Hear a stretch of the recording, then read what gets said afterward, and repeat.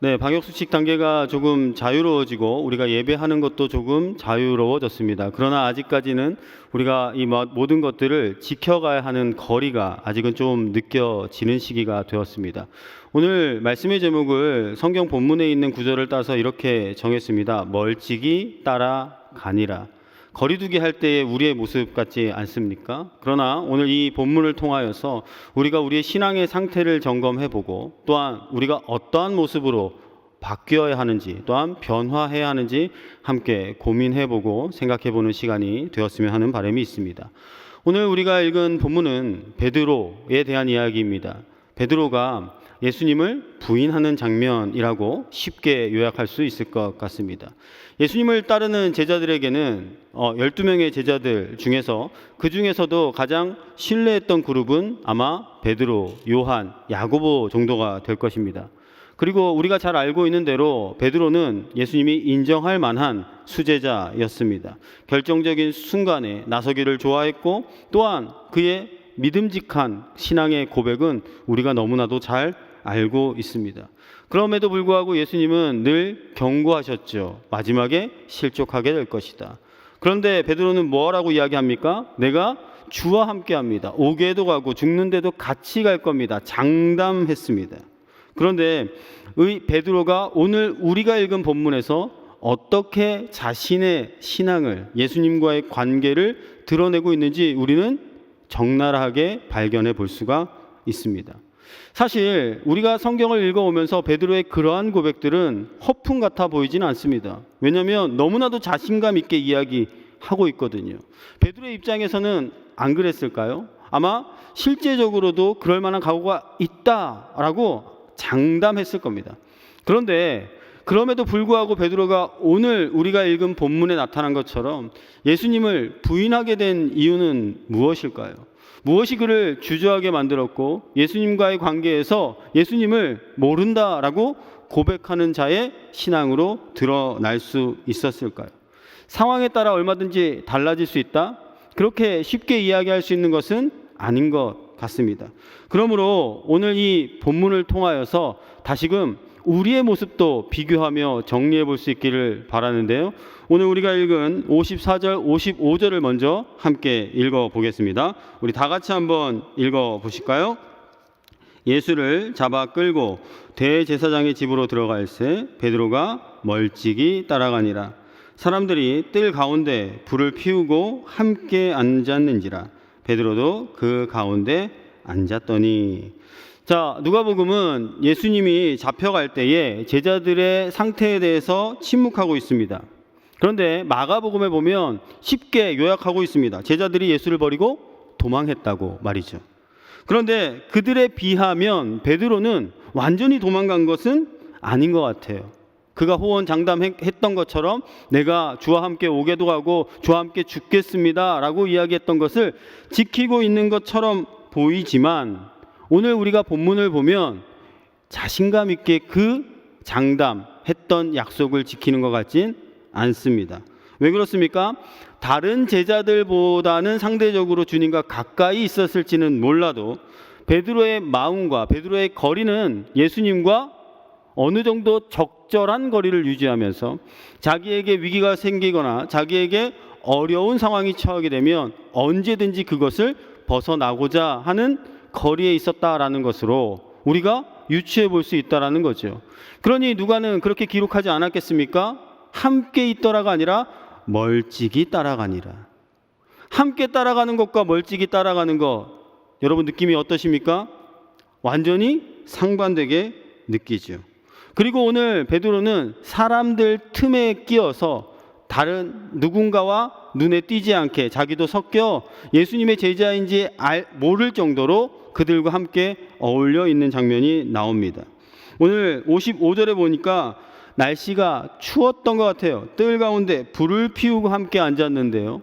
아마 이스라엘의 저녁 날씨는 굉장히 추웠기 때문에 많은 사람들이 그 추위를 피하기 위하여서 불을 쬐고 있었던 것 같습니다. 요한복음에도 동일하게 기록이 되어 있는데요. 요한복음 18장 18절에 보니까 이렇게 쓰여져 있습니다. 그때가 추운 고로 종과 아랫사람들이 불을 피우고 서서 쬐니 베드로도 함께 서서 쬐더라. 추위를 이기기 위해서 모닥불을 피워놓고 그 곁에서 불을 쬐고 있는 겁니다. 자, 한번 상상해 보십시오. 베드로를 그려보는 겁니다. 모닥불을 피워놓고 사람들 군중 속에 자신이 예수님의 제자인 것이 티가 나지 않게 그들처럼 자연스럽게 불을 쬐고 있습니다. 날은 어두워졌고 너무나도 추워졌습니다. 자신의 으스러진 몸을 따뜻하게 데피기 위하여서 모닥불 앞에 서 있습니다. 그런데 그는 그것이 마음이 편치 않습니다. 몸은 모닥불 앞에 있으니 몸은 따뜻해졌을지 몰라도 마음은 예수님을 알지 못하고 부인한다라는 생각들로 점점 더 불안해져 갔을 겁니다. 이렇게 설명할 수 있을 것 같아요. 마음은 점점 차가워져 가고 몸만 따뜻해져 가는 베드로. 우리가 이렇게 상상해 볼 수 있었다라는 것이죠. 마음이 춥다, 마음이 힘들다라는 것은 무엇을 이야기할 수 있을까요? 베드로가 진짜로 예수님의 제자로 그 합당한 고백을 하기가 어려울 것이다 라고 유추해 볼 수 있다라는 것입니다. 오늘 그래서 누가복음 그 이후의 본문 56절부터 보시면 그게 바로 드러납니다. 56절부터 한 여종이 베드로의 불빛을 향하여 앉은 것을 보고 주목하여 이르되 이 사람도 그와 함께 있었느니라 하니 베드로가 부인하여 이르되 이 여자여 내가 그를 알지 못하노라 하더라. 조금 후에 다른 사람이 보고 이르되 너도 그 도당이라 하거늘 베드로가 이르되 이 사람아 나는 아니로라 하더라. 두 번이나 강력하게 부인하죠. 이 여자가 무슨 말을 하는 거야? 이 사람이 무슨 말을 하는 거야? 내가 그런 사람이 아니다. 왜 그러한 고백을 할 수밖에 없었을까요? 그의 장담은 예수님이 십자가에 달려 억울한 누명을 쓰고 돌아가시는 것이 아니라 자기도 주님 곁에서 함께 죽을지언정 홀로 내버려두지 않겠다라고 장담했던 베드로가 사람들의 이 두 번의 질문에 와르르 무너지는 것을 볼 수 있습니다. 아까 제가 묘사드렸던 것처럼 그가 모닥불 곁에 서서 추워진 몸은 녹일 수 있었을지 모르겠지만 차가워진 마음으로는 예수님께 다가갈 수 있는, 가까이 할 수 있는, 함께 할 수 있는 용기는 없어 보였다라는 것이죠. 그래서 우리는 이 이야기를 너무나도 잘 알고 있습니다. 그 위대한 베드로도 예수님을 부인했던 제자이다. 왜 그렇게 예수님을 부인할 수밖에 없었을까? 우리가 함께 생각해 볼 수 있는데 오늘 우리가 말씀의 제목처럼 그 첫 번째 이유는 베드로와 예수님의 거리입니다. 오늘 말씀의 제목이 멀찍이 따라가니라 라고 말씀을 드렸습니다. 예수님과 멀찍이 거리를 두었기 때문에 그는 결정적인 순간에 그의 신앙을 부인할 수밖에 없었다라는 것이죠. 복음서마다 조금 다르지만 예수님과 베드로의 거리를 이렇게 멀찍이라고 말하고 있습니다. 너무 가까이 가면 탈로 날 것 같으니 가까이 못 가고 베드로의 문제가 여기서부터 야기된 거죠. 멀찍이 줄을 따랐다는 것, 그것은 단순히 몸의 거리의 문제가 아니라 마음의 거리의 문제가 더 있었다라는 걸 우리에게 적나라하게 표현하고 있는 것입니다. 우리의 신앙은 어떻습니까? 우리의 마음이 예전에는 주님과 가까웠으나 지금은 좀 멀찍이 떨어져서 관망하고 있는 베드로와 같지는 않습니까? 우리가 신앙생활을 하다 보면 이러한 격차를 벌일 때가, 거리감을 둘 때가 너무나도 많다라는 것을 우리도 경험해 봅니다.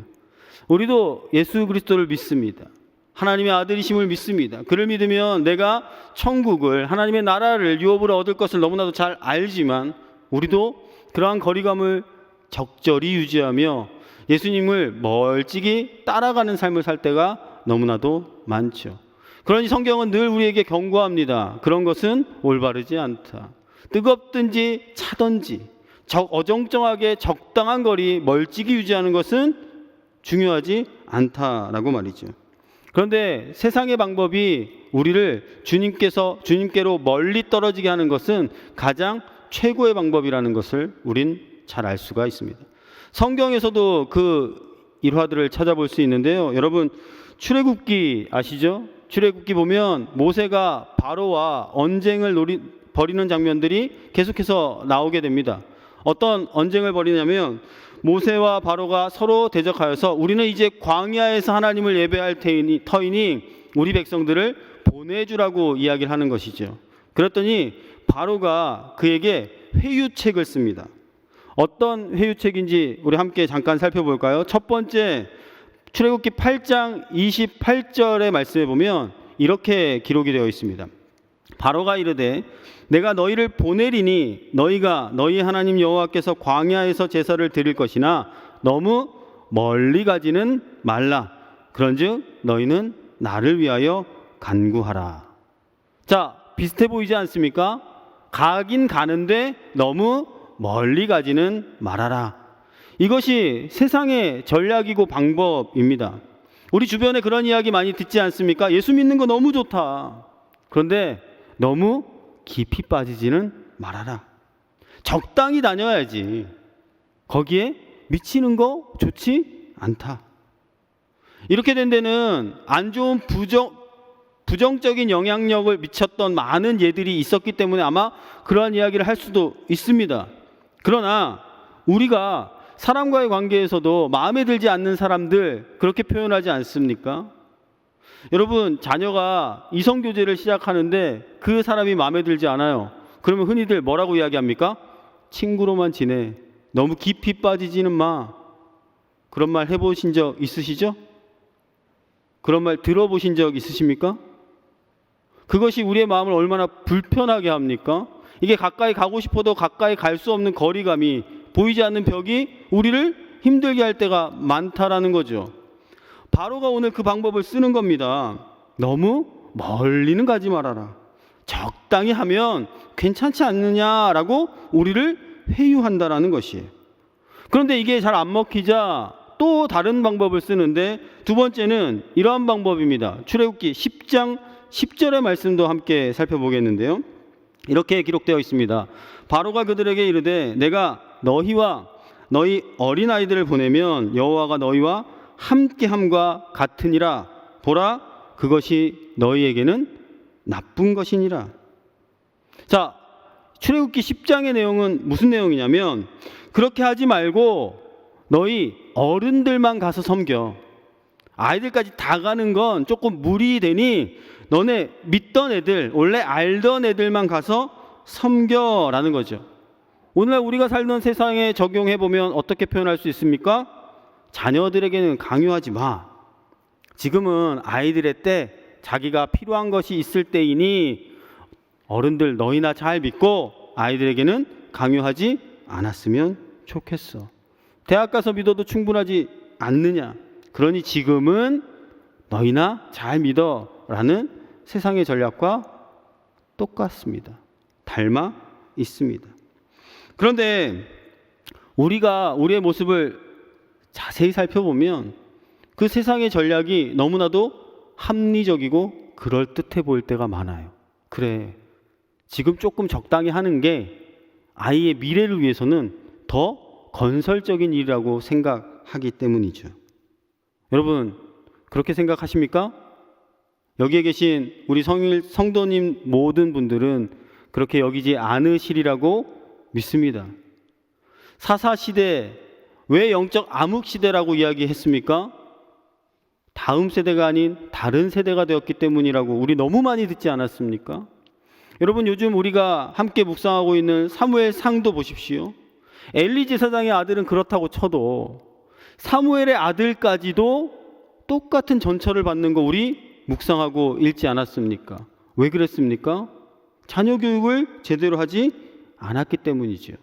지식적인 신앙 교육은 충분했을지 몰라도 실제적인 신앙의 교육이 이루어지지 않으니 적당한 거리감을 유지하고 자기에게 유리한 대로 믿었을 뿐이다 라는 것, 우리 성경의 예를 통하여서도 충분히 경험해 보았습니다.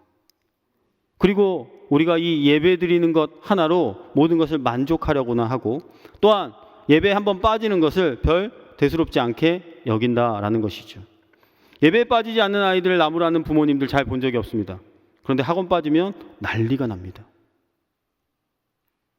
우리의 모습이 그렇고 우리의 주변이 다 그렇습니다. 그럼에도 우리는 그들과 똑같은 모습으로 살아 가야 할까요? 아니라는 것이죠. 빨리라도 우리 자녀들에게 손을 써야 하는 것. 세상의 전략이, 사단의 세력이 우리 아이들에게 손을 쓰기 전에 우리가 먼저 하나님의 손을 쓰게끔 해야 한다라는 거죠. 그리고 바로는 계속해서 이 자녀를 두고 가라를 넘어서 세 번째 타협안으로 이렇게 이야기합니다. 출애굽기 10장 24절의 말씀인데요. 10장 24절을 이렇게 이야기합니다. 바로가 모세를 불러서 이르되 너희는 가서 여호와를 섬기되 너희의 양과 소는 머물러 두고 너희 어린 것들은 너희와 함께 갈지니라. 이제 또 포기한 거죠. 그런데 이제는 뭘 놓고 가래요? 재산을 놓고 가라는 겁니다. 재산을 두고 가면 적어도 어떻게 한다는 겁니까? 다시 돌아오겠지라는 계산이죠. 우리가 이런 식으로 유혹을 많이 받습니다. 그래, 믿어라. 뜨겁게 믿어라. 자녀도 믿어라. 근데 돈까지, 재물까지 바쳐가면서 믿는 것, 그건 아니지 않니? 라고 마음을 심는 거죠. 예수님은 분명히 내 마음이 있는 곳에, 내 보물이 있는 곳에 내 마음도 있다라고 말씀하셨지만 우리가 사실 결정적인 순간에 주저하게 되는 것은 그것이 큰 문제이기도 합니다. 그러다 보니 우리가 이러한 세상의 전략들, 세상의 계략들을 따라 살다 보면 오늘 베드로가 예수님과의 거리를 멀찍이 유지했던 것처럼 그런 신앙의 관계를 유지할 수밖에 없다라는 것이죠. 그리고 또한 베드로가 그렇게 무너진 데는 다른 데 있지 않습니다. 예수님이 베드로에게 몇 번이나 경고를 하셨습니다. 당부하셨습니다. 그 유혹에 빠지지 않게 뭐 하라고요? 기도하라고요. 그렇게 당부하셨음에도 불구하고 베드로가 그렇게 무너졌던 건 아마 예수님의 당부를 귀담아 들었지 않기 때문일 것입니다. 오늘날 우리들의 위기는 무엇입니까? 마찬가지라고 생각합니다. 이런 세상의 전략과 또한 영적인 문제에 있어서 가장 중요한 해결책인 기도가 우리에게 제대로 이루어지지 않을 때 우리는 그 거리감을 유지한 적당한 신앙생활을 할 수밖에 없다라는 것이죠. 아니요, 신앙생활이라기보단 종교생활에 머물러 있을 수밖에 없는 것입니다. 문제가 생기면 우리 무엇해야 될까요? 기도하는 것이 우선입니다. 너무나도 잘 압니다. 힘들고 괴로운 일이 일어나면 기도해야 하죠. 근데 정작 기도가 잘 안 됩니다. 왜 그렇죠? 몸은 내가 따뜻한 모닥불을 쬐고 있는 것 같은 모습으로 보일지 모르나 이미 마음이 차갑게 식어버렸기 때문입니다. 그에 대한 열정이 불일 듯 일어나지 않는 거죠. 오늘날 얼마나 풍요로운 시대에 살아가고 있습니까? 좋은 옷, 좋은 집, 좋은 차, 냉난방 너무나도 잘 꾸려진 상황 가운데 살아가는데 우리는 늘 불안합니다. 마음의 기쁨과 감사가 넘치는 것보단 또 내일을 어떻게 살아갈지 염려와 걱정이 더 크게 우리를 지배합니다. 영적으로 볼 때 더욱더 심각합니다. 우리 교회의 역사상으로 볼 때도 언제가 가장 풍요로운지 아십니까? 가장 교회적으로 핍박받을 때가 영적으로는 가장 부요했다라고 평가를 합니다.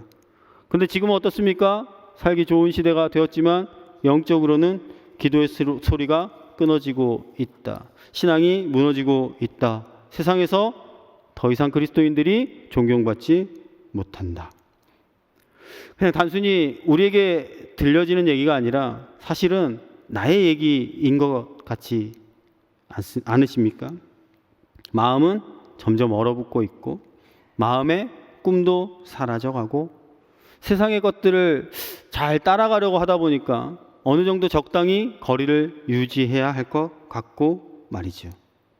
마음의 불이 꺼진 상태, 적당한 거리를 유지하고 있는 상태라면 이제 다시금 돌이켜야 할 때라는 걸 우리 오늘 이 말씀을 통해서 다시 한번 도전받는 저와 여러분 되시기를 주님의 이름으로 축복합니다. 베드로가 그렇게 부인했고 무너졌지만 우리는 베드로가 위대한 사람이라는 걸 잘 압니다. 왜 그렇습니까? 그가 회개했기 때문이겠죠. 그가 다시 마음에 불이 붙었기 때문입니다. 어떻게 마음이 뜨거워질 수 있었을까요? 첫 번째, 회개의 영이 임했기 때문이죠. 오늘 본문의 마지막 우리가 읽었던 62절은 짧지만 이렇게 이야기하고 있습니다. 다 같이 한번 읽어볼까요? 시작. 밖에 나가서 심히 통곡하니라. 이 말을 우리가 아는 쉬운 단어로 바꾸면 회개했다 라고 바꿀 수 있을 겁니다. 주님을 외면했던, 주님을 멀리했던 그가 이제 다시 하나님을 찾았다라는 것입니다.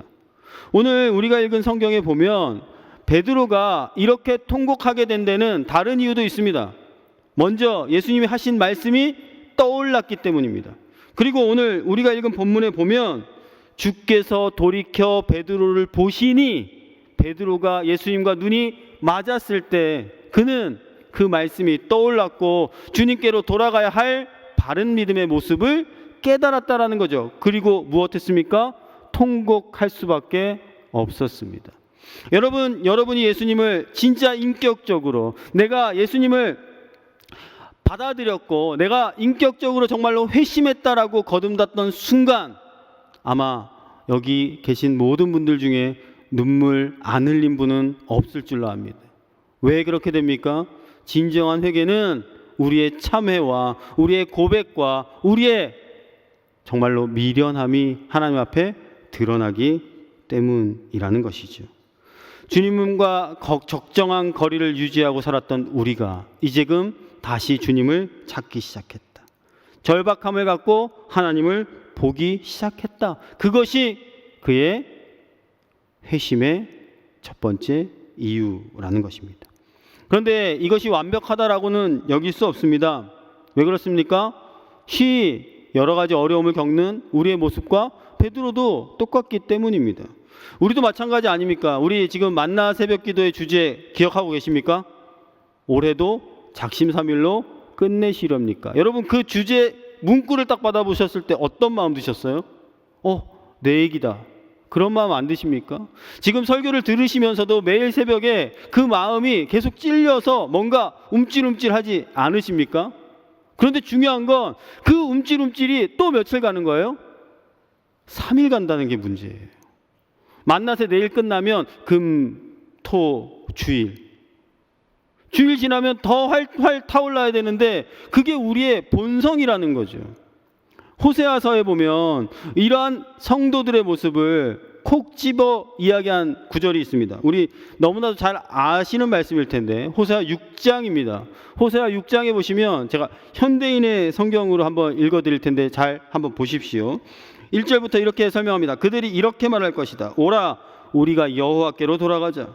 여호와께서 우리를 찢으셨으나 우리를 다시 낫게 하실 것이며 우리에게 상처를 입히셨으나 우리를 싸매 주실 것이다.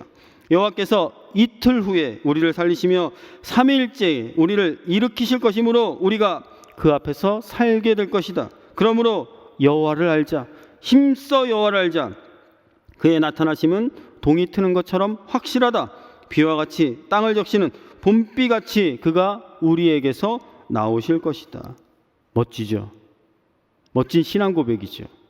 그런데 이어지는 4절을 보시면 이렇게 이야기합니다. 그러나 여호와께서 말씀하신다. 이스라엘아 내가 너를 어떻게 할까? 유다야 내가 너를 어떻게 할까? 너희 사랑이 아침 안개와 같고 일찍 사라지는 이슬과 같구나. 무슨 말씀입니까? 잠깐 사모하다가 다 사라져 버리는구나. 이제는 주님을 붙들어야지. 주님과 가까이 해야지. 주님만 붙들어야지. 기도해야지. 그러다가 아침 안개처럼 모든 것이 사라져 버리는 우리의 모습이라는 것이에요. 그러나 우리가 여기서 포기할 수는 없죠. 그래서 호세아 6장 6절에는 이렇게 이야기합니다. 나는 자비를 원하고 제사를 원치 않으며 불러 태워 바치는 번제보다 나를 아는 것을 원한다. 하나님 알기를 원하는 그 마음이 하나님이 가장 바라는 마음이라는 것이죠. 하나님을 아는 것이 힘이요 능력이라고 우리에게 말씀해 주는 것이니 우리가 무엇을 포기하지 않으면 하나님을 알고자 하는 마음을 포기하지 않으면 우리는 적당한 거리를 유지하는 것이 아니라 하나님과 동행하는 하나님의 놀라운 역사를 경험하는 신앙생활을 할 수 있을 것이다. 우리의 마음이 차디차게 식어가는 것이 아니라 다시금 불일 듯 일어 우리의 마음속에 하나님과 기뻐하는 삶을 살게 될 것이다 라고 이야기하는 것입니다. 상황이 뒤바뀌었습니다. 아까는 사람들 군중 속에 같이 끼어서 몸은 모닥불을 쬐고 있지만 마음은 차갑게 식어갔던 베드로가 바뀌었죠. 이제 바닥에 엎드려 눈물로 통곡하고 회개합니다. 차디찬 밤 저녁의 바닥입니다. 얼마나 차가웠겠습니까?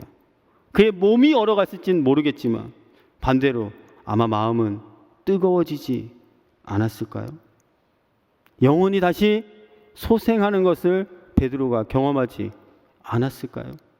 그러니 그가 예수님의 위대한 제자라고 일컬음을 받을 수 있고, 그가 모진 고난과 순환 속에서도 또한 복음을 위하여서 끝까지 헌신했던 예수님의 제자로 살 수 있었던 것 아닐까요? 근데 거기에서 끝나지 않습니다. 베드로의 진짜 회심은 여기가 아니라 저는 사도행전에서 일어났다고 생각합니다.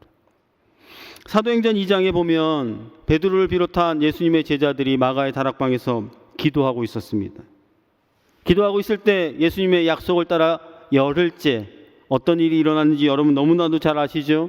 오순절 성령의 강림의 사건이죠. 성령이 임재하십니다.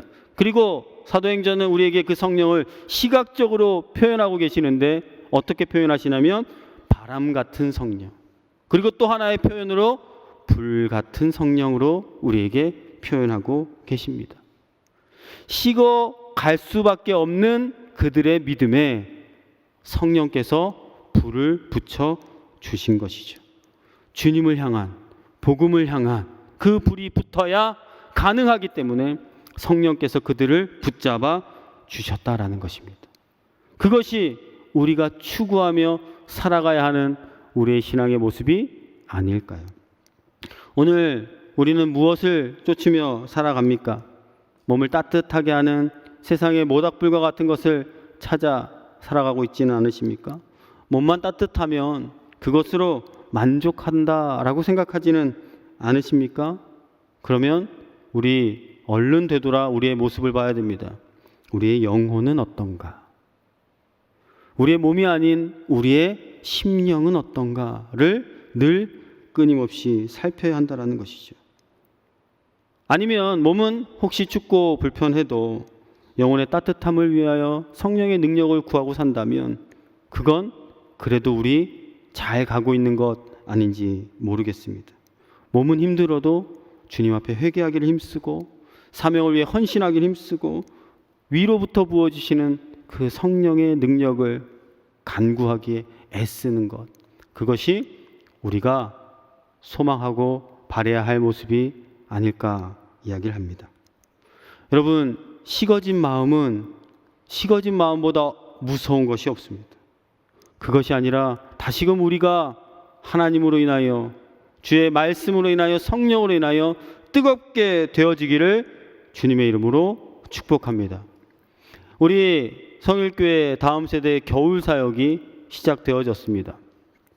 우리 아이들에게 말씀을 가르칠 때 가장 중요한 원리가 무엇일까요? 그 아이들의 마음이 뜨거워졌으면 하는 겁니다. 우리 선생님들의 기도 제목 가운데 어떤 기도 제목이 있는지 아세요? 아이들이 정말로 자기가 목소리 높여 주님의 이름을 부르는 기도를 들어보고 싶다고, 그렇게 눈물로 뜨겁게 호소하고 기도합니다.